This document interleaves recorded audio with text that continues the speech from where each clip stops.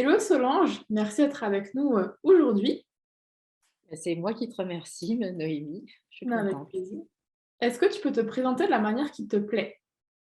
D'accord. Alors, je suis Solange, donc je suis une femme qui ait fait des choix.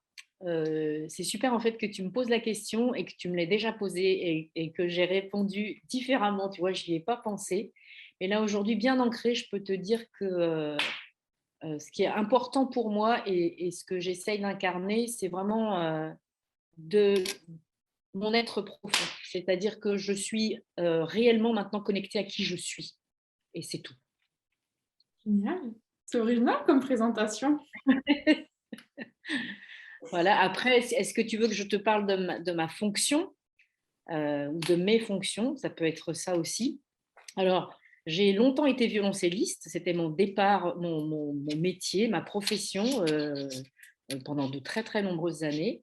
Et puis maintenant, et après être passée par différentes étapes, je suis, je dis, accompagnante et j'accompagne des femmes meurtries. Donc, les meurtrissures, ça passe par tout ce qu'on peut imaginer qui fait que simplement, on n'est pas complètement connecté à notre être profond.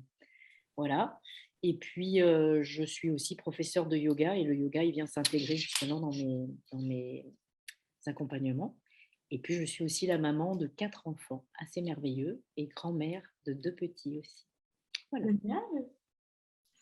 Qu'est-ce qui t'a motivé du coup à te lancer dans l'entrepreneuriat? Alors,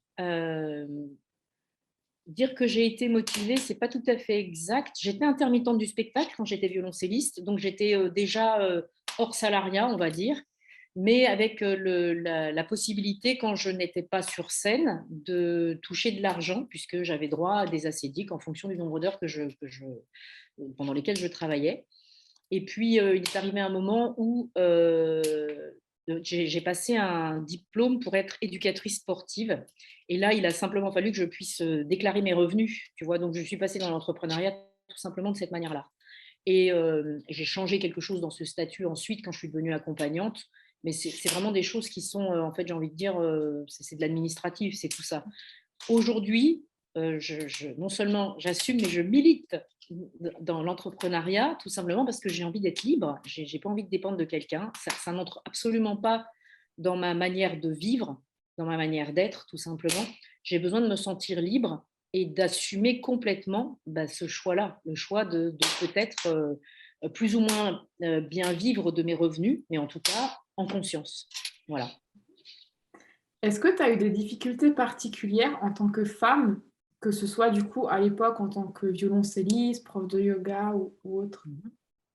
Non, pas en tant que femme. Alors ça, tu vois, j'y ai réfléchi là cette semaine. Je me rends compte, pour accompagner des femmes donc, qui n'ont pas forcément la même chance, j'ai envie de dire, que moi, que je n'ai rien rencontré, en fait, pas de frein. J'ai subi à une toute petite période de ma vie quelque chose qui avait à voir avec le fait que j'étais une femme dans une salle de fitness, en fait, où je me suis rendu compte à ce moment-là que j'étais uniquement environnée d'hommes et il y avait une autre femme mais qui était plus âgée que moi. Mais à part ça, je n'ai jamais senti, subi, ressenti de poids. Et j'ai pensé cette semaine, justement, quand je me remémorais cette question, je peux dire aussi que je n'ai jamais ressenti le poids du racisme, par exemple. Mmh. Je ne, je pense que j'ai eu beaucoup de chance. Voilà. OK, super. Quelle est toi, ta vision de la confiance et de l'image de soi? Alors, la confiance, c'est quelque chose qui se développe au quotidien. C'est quelque chose euh, qui est souvent bafoué quand on est jeune, quand on est enfant, par l'environnement. Et, et c'est quelque chose qui va venir impacter l'estime qu'on a de soi et de ce qu'on est, de ce qu'on est profondément. Et donc, en fonction de l'environnement, encore une fois, et de la manière dont on s'ancre dans cet environnement et comment on est réceptif à cet environnement, euh, notre confiance, elle va être plus ou moins mise à mal, mais pas dans toutes les sphères de la vie. Et souvent, ce qui se passe, c'est qu'on a la sensation de ne pas avoir confiance. Et je sais de quoi je parle. Très, très longtemps dans ma vie, on m'a dit c'est normal que tu n'y arrives pas parce que tu n'as pas confiance en toi. mais que j'arrive pas à quoi et où est-ce que j'ai pas confiance en moi. Et en réalité, je me suis rendu compte qu'il y avait des zones de ma vie, effectivement, où j'avais pas confiance en moi, et puis des zones où je me posais pas de questions. J'avais une confiance inébranlable, simplement, on n'était pas venu esquinter cet endroit-là. Ouais. Voilà. Mais je mettais le focus uniquement sur ce qui était négatif, encore une fois, ce qui Mmh. était difficile. Voilà. Et par rapport à l'image de soi, du coup? Évidemment, le fait de ne pas avoir confiance en soi et de croire que c'est quelque chose qui vient nous définir, bah, ça va peut-être donner une image. Et encore, je te dis ça, et je réfléchis en te parlant. euh, il y a quelques années, justement, quand j'étais prof de fitness en salle de sport, les gens venaient souvent me voir en me disant: «Mais c'est dingue la confiance que tu as en toi». C'était juste l'image que je donnais. Et en réalité, je pétais de trouille. J'étais persuadée d'être vraiment nulle. Je travaillais comme une dingue, certainement 10 fois plus qu'un autre éduc sportif, pour arriver avec des cours hyper d'aplomb, hyper carrés, hyper documentés, avoir moi-même énormément comment dire, je m'entraînais énormément, tu vois, pour être au top sur l'estrade, enfin des choses comme ça, parce que je m'étais mis dans la tête que j'avais pas confiance en moi. Et ce que je dégageais, en fait, c'était tout à fait le contraire. Mmh. C'était le travail qui faisait que je dégageais ça. Aujourd'hui, je me pose plus toutes ces questions-là. La grande différence, c'est que je ne peux pas dire je n'ai pas confiance. Je suis moi. Je ne vais pas inventer quelque chose. Donc, j'ai confiance dans ce que je suis. Je ne peux pas faire autre chose. Sinon, ça devient la folie là-dedans, quoi, tu vois. Ouais, Je, je donne ce que je suis. Voilà. c'est super. Est-ce que pour toi, il faut avoir confiance en soi pour se lancer, donc dans différents domaines et en particulier dans l'entrepreneuriat? Ben, je ne sais pas, en fait. Euh, Avoir confiance en quoi? C'est-à-dire, on va se lancer dans l'entrepreneuriat, mais il faut juste avoir confiance dans la vie. Tu vois? Et pas uniquement, en soi. Et je pense que la vie, elle se charge de nous apprendre ce qu'on doit apprendre et nous amène en fait à construire cette confiance. Mais, j'ai envie de dire aux gens, juste, si vous avez confiance dans la vie, vous avez confiance dans la liberté. La liberté, c'est, être entrepreneur, c'est juste ça, être libre.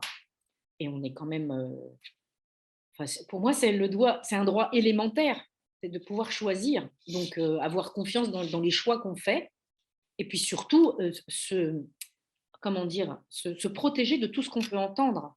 C'est-à-dire que je vois bien ce que tu peux, ce qu'on peut imaginer, c'est que c'est quand même vachement dangereux. Mais oui, vivre, c'est super dangereux, en fait. On risque à chaque minute, de se découvrir, de se challenger, ou peut-être pas, enfin, tout est possible, voilà. Donc, j'ai envie de dire aux gens: «Mais foncez dans ce que vous êtes», voilà. Quand tu parles du coup de se protéger de l'extérieur, est-ce que tu aurais peut-être des conseils pour les personnes qui regardent cette vidéo et qui se disent: «Ouais, mais je fais ça comment?» Alors, la première des choses, c'est s'entourer, puisque se protéger de l'extérieur, en fait, c'est choisir son environnement. Donc, s'entourer de personnes qui nous inspirent et qui vont venir nous nourrir. Et certainement faire le tri, en fait. Et c'est parfois difficile de faire le tri. Il y a des personnes, en fait, qui sont toxiques, négatives, qui ne nous apportent rien que du questionnement, sans jamais de réponse, sans jamais d'enrichissement. Se questionner, je trouve ça super quand ce sont des questions qui sont ouvertes et qu'il n'y a pas quelque chose de sous-entendu derrière. Tu vois, par exemple, mais comment tu vas faire? Ouais, Quand on te dit ça, c'est comment tu vas faire, tu vas te planter, quoi. Et on ne te demande pas comment tu vas faire avec de l'ouverture. Et ouais, ça m'intéresse de comprendre ton cheminement.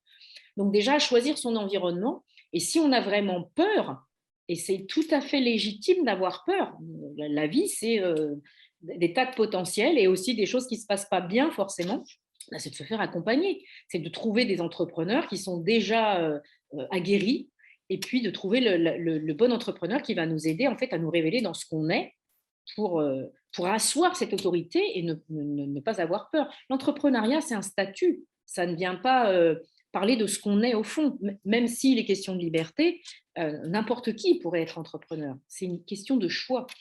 Et donc, après ça, valider ce choix dans la société dans laquelle on vit, c'est pas toujours facile parce que on est dans une société où les gens sont assistés en général, se complaisent dans le salariat parce que c'est vachement confortable.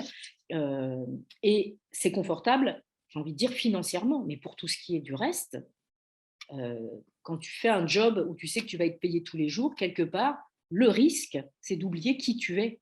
Alors que quand tu es entrepreneur, si tu n'es pas vigilant à ce que tu es, très rapidement, tu vas te planter parce que on va sentir autour de toi ton manque d'authenticité, le fait que tu te laisses impacter, enfin, tu vois, feuille au vent, en fait, euh, j'ai envie de dire, le danger, il est dans le salariat, moi.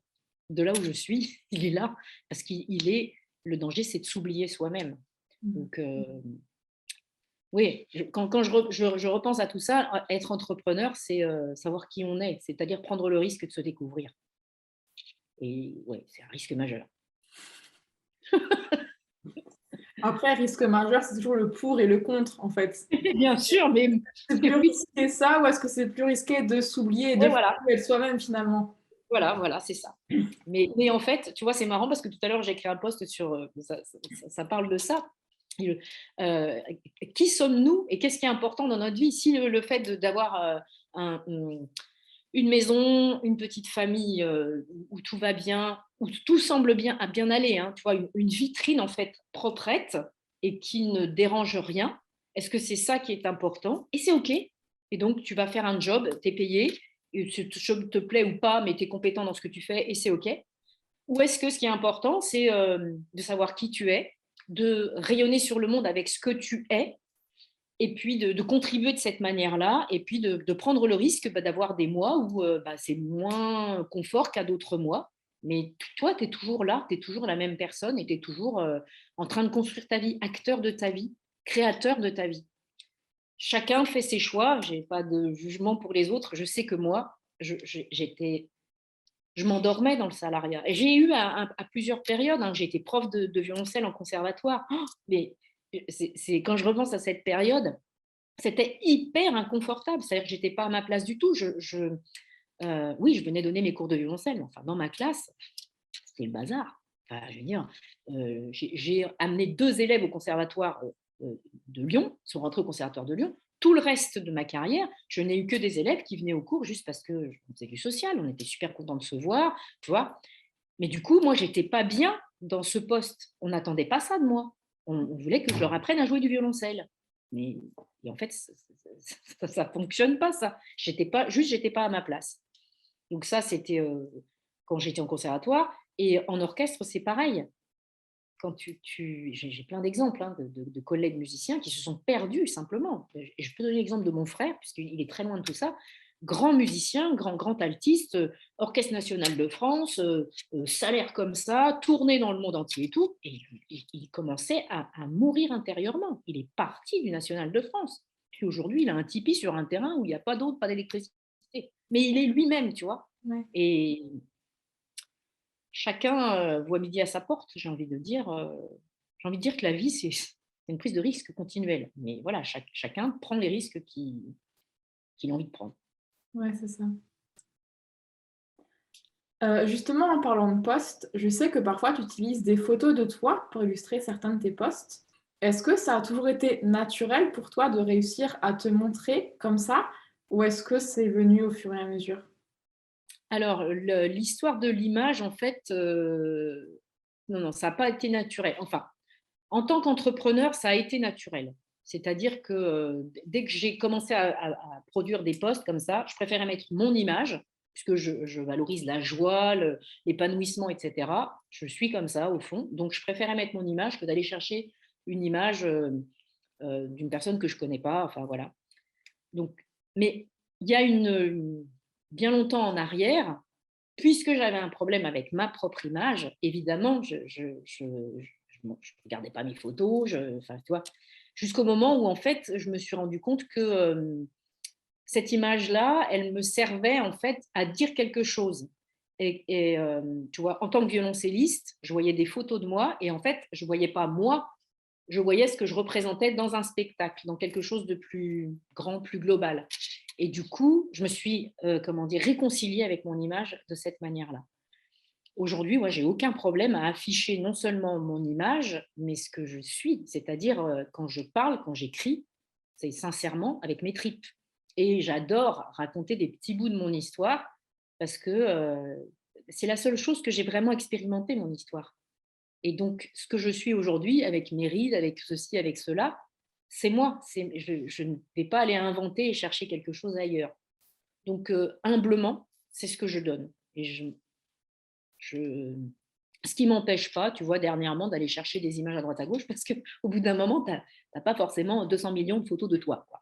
À moins de faire des selfies, voilà, c'est pas mon truc complet, donc voilà. Mais non, je n'ai pas de problème. Et puis, moi, je me suis fait accompagner, hein, à un moment où vraiment ça marchait pas et je voyais pas comment m'en sortir, heu et c'est ce qui est ressorti, en fait. C'est que la seule chose que je pouvais montrer et qui était important de montrer pour moi, c'était moi, ce que j'étais. Pour attirer des gens que je pouvais aider parce que, il y avait quelque chose qui nous reliait, quoi, tu vois? Donc si je ne m'étais pas montrée à visage, découvert, bah, j'aurais pas attiré ces personnes-là, c'est sûr. Et est-ce que toi, tu es plutôt le genre de personne, du coup, qui fait ses photos spontanément avec son téléphone ou tu fais tes photos avec quelqu'un, que ce soit un professionnel ou pas? Bah, ça dépend. Donc, tu vois, quand je suis un peu dans l'urgence, je vais, me faire des petits smileys, ou une petite vidéo et puis je sélectionne des photos là-dedans. Et puis quand j'ai le temps, il m'est arrivé de faire appel à des photographes et puis je suis en couple avec un photographe. Alors Super. qu'il y a pas du tout l'appareil en permanence, mais qui à certains moments comme ça, tu vois, je suis en train de donner un cours ou en train de faire quelque chose, il va avoir lui le réflexe de prendre ses photos. En général, ces photos sont bien plus évocatrices, en fait, j'ai envie de dire, que celles que je vais sélectionner moi, quoi, tu vois? Parce que c'est l'œil extérieur et puis qu'il a l'œil, quoi, tu vois? Donc voilà. Il faudrait je pense que c'est une chose que je pourrais faire ça et que j'aimerais faire. De vraiment prendre le temps de dire: «Voilà, on fait des shootings». Voilà, on se met en situation et là, on y va, on envoie et ouais, voilà. Est-ce que toi, du coup, en tant que consommatrice peut-être des réseaux sociaux, quand tu vois justement des images, des photos de personnes et des images de banque d'images, est-ce que tu es sensible de la même manière aux 2 ou pas forcément? Pas du tout, pas du tout, du tout. C'est d'ailleurs une des raisons pour lesquelles j'y ai recours, mais très peu, en fait. C'est-à-dire que, moi j'adore, tu vois? Je pense à certains profils là, ce sont des contacts qu'on a en commun, sur Facebook notamment, où je suis très, très touchée par les visages ou les mains ou enfin, ce qui appartient vraiment à la personne qui est en train de parler, quoi, vraiment. Après, banque d'images, bah, moi, ça me tire une épine du pied par moment, tu vois? Parce que des fois, c'est pas le visage que j'ai envie de voir, mais c'est une ambiance Ouais. et que, bah, je vais trouver l'ambiance, quoi. Je vais mettre le nom de l'ambiance et puis je vais la trouver. C'est la solution de facilité, quoi. Mais je suis bien plus sensible à l'être, toujours. Voilà. Est-ce que tu aurais un message à ton toi d'il y a 10 ans? Oh! Bah, vas-y, ma petite Solange. Tu pas au bout de tes peines, mais vas-y. Vas-y, fonce. Oui, c'est ça. En fait, là, aujourd'hui, je pense que je devrais juste me dire, «N'aie pas peur». Parce que c'est vraiment ce qui m'a retenue, ce qui m'a handicapée même. Et puis ce qui fait en même temps ce que je suis aujourd'hui, c'est que j'ai eu beaucoup, beaucoup de peur, énormément d'entraves. Mais tu vois, les choses du passé qui construisent des comportements, une personnalité, et qui viennent valider des comportements, une personnalité, et tu restes là-dedans. Et quand tu vas pour en sortir, à chaque fois, il y a quelque chose qui te dit: «Attends, prise de risque, peur». Donc oui, je me dirais: «Mais vas-y, n'aie pas peur». Est-ce que tu aurais un partage à faire, que ce soit un film, une série, un livre, un podcast, ou quand tu l'as découvert, tu te dis que ça, tout le monde devrait le connaître? Alors bon, des livres, 10 000, franchement, je lis énormément donc d'ailleurs je partage. J'ai fait un album, avec les livres donc voilà après, tout le monde devrait connaître, tout le monde devrait connaître le Human Design. Je dis ça parce que je suis formée et que si j'avais connu le Human Design, j'aurais pas embêté mes 4 enfants comme je les ai enquiquinés et je me serais fichu la paix aussi. On devrait avoir ça à la naissance. Après, non,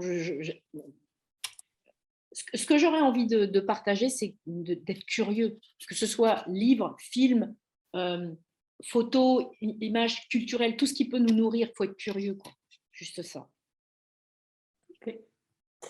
On arrive du coup quasiment à la fin de cette interview.